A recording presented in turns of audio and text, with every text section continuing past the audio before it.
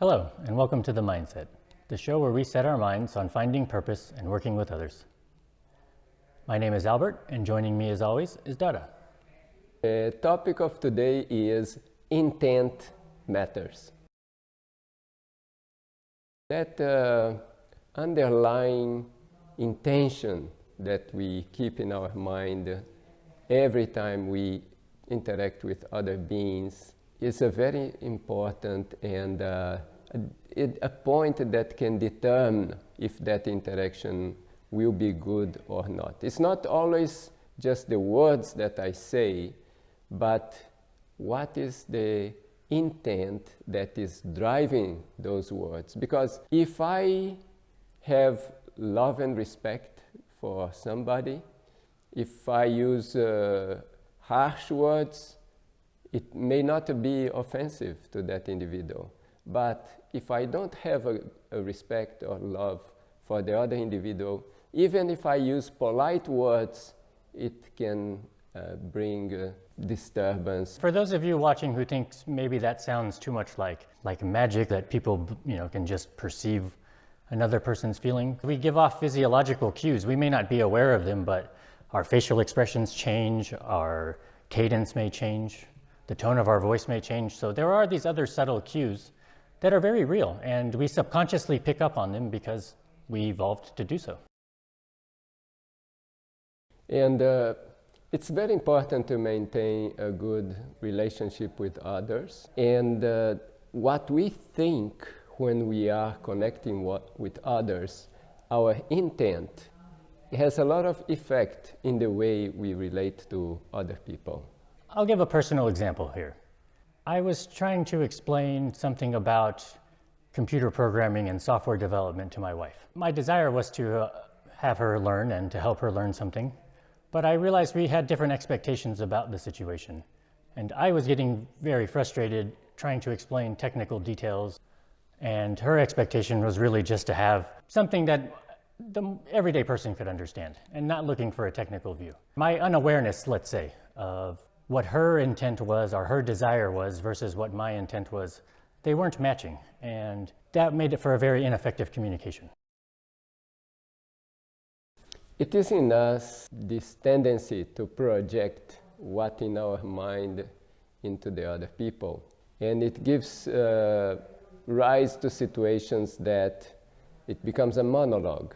It means I am trying to put my idea across. I'm trying to teach somebody something, to make somebody see something, while we need to give space for the other person also to express and to receive, and not only be like a push, like I'm pushing something into the other person, but it could be also needed to leave space for a pull. Means I see what the other person either needs or wants, and I can be able to support that part. Yeah, this idea of open to receive, that's a good point. And it's something I'll admit I've personally struggled with a lot in life. I view myself as wanting to help people and be a helpful person, and so maybe I see a situation and I'm like, oh yeah, I see a problem here. I could do a better job. It's a problem maybe that I perceive, but that doesn't mean that the other person is for themselves struggling. What could be done in a practical way? Before a conversation, before you interact with somebody, you can take a moment within your mind, a pause in which you set your intention consciously. You say mentally, or you prepare mentally that I'm going to engage with this person, so I would like to bring something good to that person as a result of our conversation. That you are just thinking that you would like that. It can be a good method of setting a trend or pace to that conversation that in the end, really, your intention goes through. Another option that you might have is to think of somebody else. Maybe think that you're talking to a friend. Think that you're talking to a loved one or somebody that you like. You'll hear a lot of times, oh, If you have trouble with public speaking, imagine everybody in the audience is just in their underwear or something. And it's true, you know, these subtle techniques, just starting with a vision that's different than the expectation.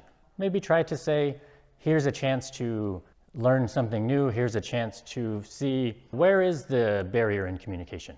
Maybe there's some information missing and here's an opportunity to discover hidden information. Today we talked about why intent matters. We've made the case that even if our intent doesn't match our words, then there will be a dissonance there that gets picked up on. If we can make a resonance, if our intent can match the other person's desire to receive, then there can be much greater understanding and much more effective communication. Intent matters.